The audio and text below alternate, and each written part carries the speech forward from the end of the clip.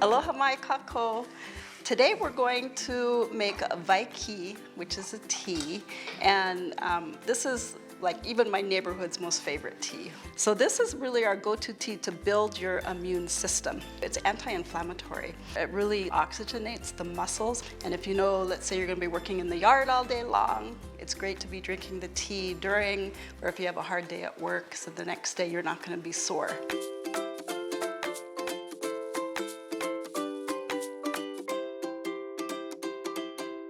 Every part of the plant holds special properties, so I'm not going to actually scrape off the skin on either one. I'm first going to just cut these down a little bit. This is the olena. You see how beautiful the color? It's such a deep orange. The olena was used traditionally not only as internal medicine, but it was used as a dye. So I'm not going to put all these in at one time to ku'i, but just a few. We call the blood of the plant koko. So you want to mash enough to where you've broken up the cellulose membrane to release the blood of the plant, the koko of the plant, where the medicine resides. This is one plant, your olena, that can handle heat. Actually, heat intensifies the medicine. The other la'au are more sensitive to the heat. So a lot of the medicine, as you're boiling it, it's going to escape in the steam, so you keep the top on it, and it'll hold that medicine in. So olena is one of my most favorite la'au. Now I found olena that grows in aquaponics is not as orange as the soil. I don't know if you can see the difference. And sometimes it's even more pale than this one, more of a yellow. And the one that was higher in curcumin was the aquaponics, but it is not as beautiful and pretty as the one that's in soil. Now, of course, the strength and the medicine will depend upon how healthy your soil is also. The avapuhi pake is another excellent healing herb. What's wonderful is these are actually considered food, and we do want our food to be healing. Whenever I make soups, I put in a lot of onion, a lot of ginger, a lot of olena, and garlic. All of those are really heavy duty, have medicinal properties, and they're all anti-inflammatory. The avapuhi pake is a little more woodsy, so it is a little bit harder to break up. The plants enjoy us doing prayer with them and doing our no'ono'opono, the pondering, the meditation, and saying mahalo for all that these beautiful healing herbs do for us, the la'au. Now the heat. This is up to you, how much heat you want to put in there. You do want people to drink the la'au, to drink the medicine too. Okay, so I'm going to use both just for example's sake, so you can see how to make a tea bag if you don't have something as handy as this. So I'm going to put all of the nioi in, and I'll put the ginger in here. And now I'm putting all of the olena in the cheesecloth. Now the cheesecloth is not as tight of a weave as muslin. I double it, triple it. You can see how thin it is.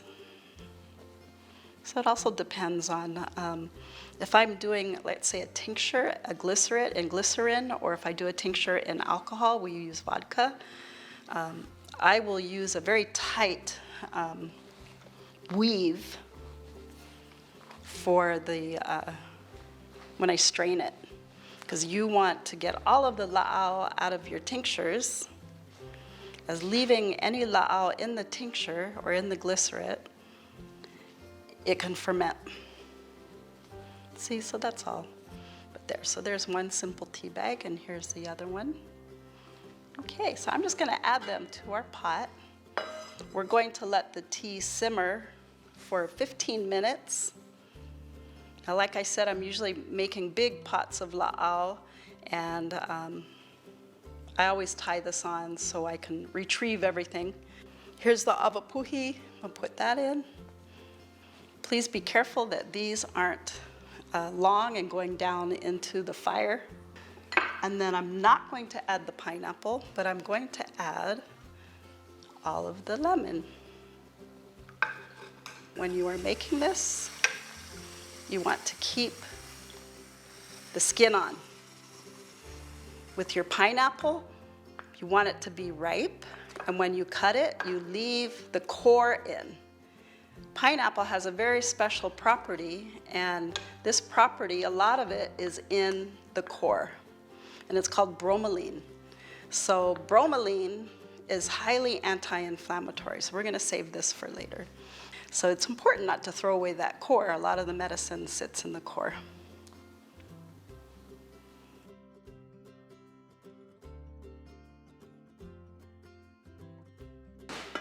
Our tea has been sitting. Isn't it beautiful? Look at that. Because look how beautiful that is. Look at the color.